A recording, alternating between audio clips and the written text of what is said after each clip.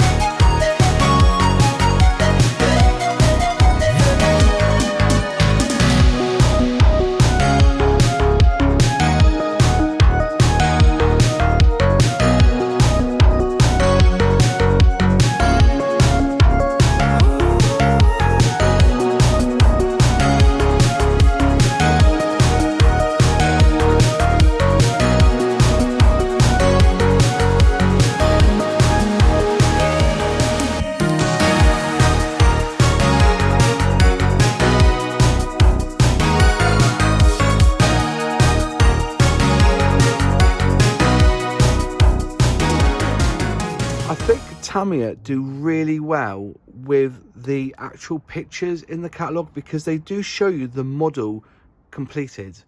And that's something that's really, really good, and something that's quite eye-catching. I know that Airfix did it back in the day with their box art, but they've gone back to more of the graphics, so you see the plane in action, or the car driving down the road, you know.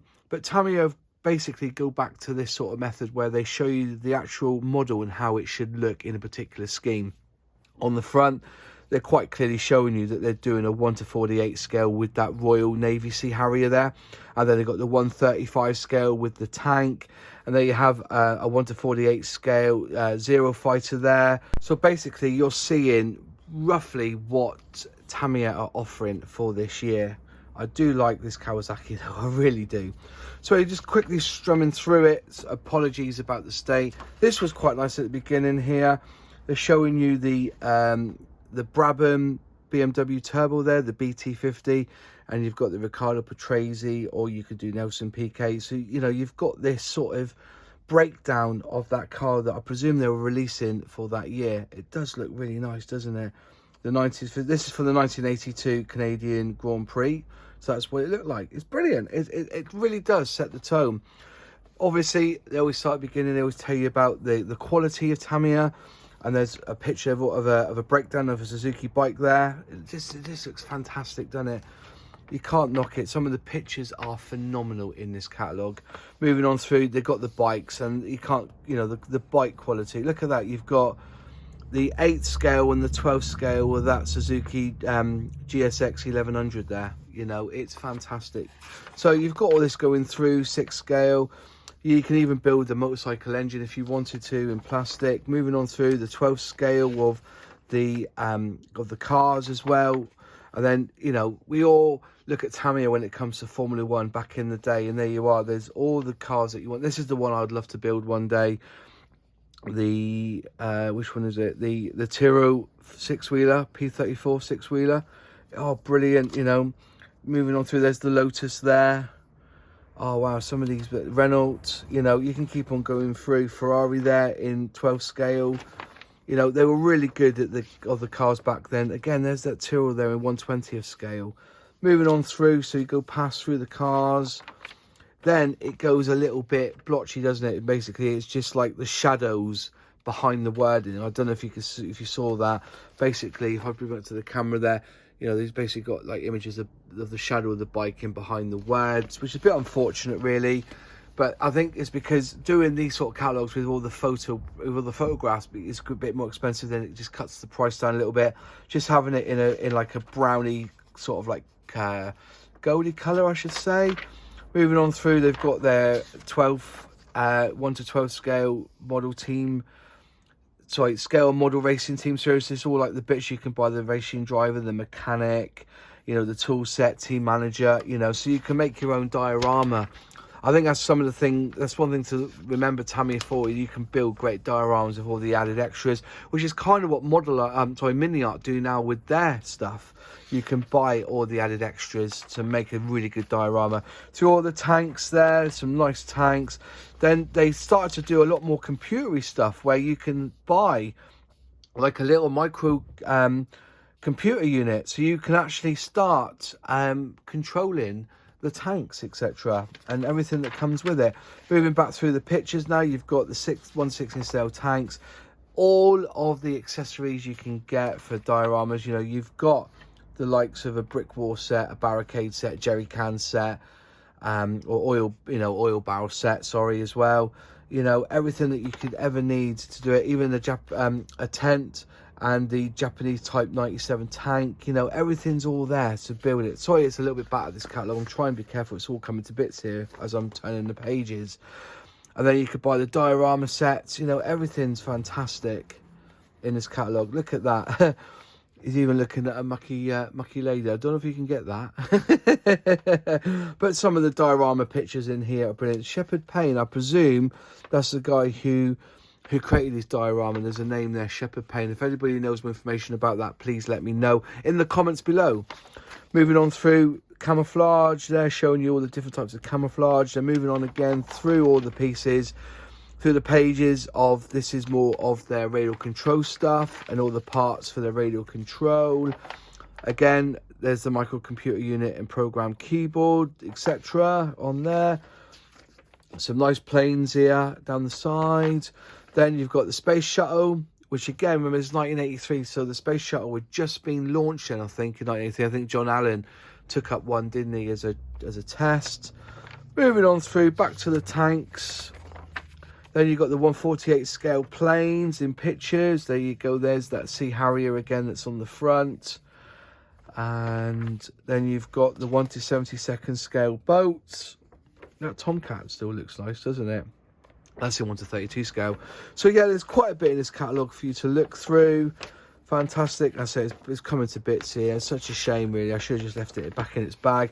Again, 1/10 scale on the radio controlled vehicles there for the Formula 1 cars. Going on through, Toyota pickup there, which is 1/10 scale, and look, it even shows you everything on there of the motor and how it all works put together. And there you go, there's the product guide at the back, and then it's sort of falling to bits here, and then you've got your paints, your acrylics really, and that was the range they had. And then on the back you've got more of the pictures, like the Williams FW7. You know, they all show you much 172. I don't think 172 was really much on their radar then, was it? But anyway, that's the catalogue all the way through, page by page. I hope you enjoyed it. And if there's anything in here that you built, anything that you like, leave a comment down below. Brilliant. Anyway, that's it. Thanks for watching. If you liked the video, click like. If you haven't subscribed yet, please subscribe and ring that bell. You should be notified on any new videos. Any questions, any comments, any requests, put them in the comments box below, and I'll see you in the next video. Cheers.